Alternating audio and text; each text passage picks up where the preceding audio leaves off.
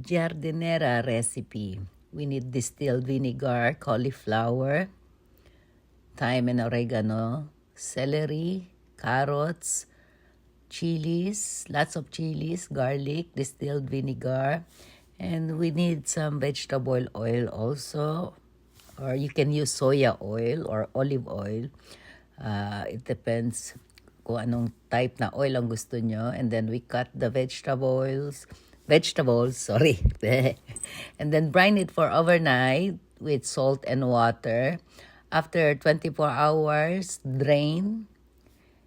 And then we need to prepare the half cup of vinegar and half cup of water. Ayan na po.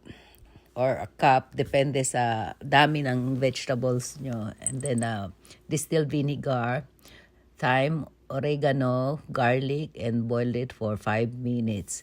And then we soak it for 3 to 4 days. After 3 to 4 days, drain the water and add some vegetable oil. Daran! Ang sarap nito!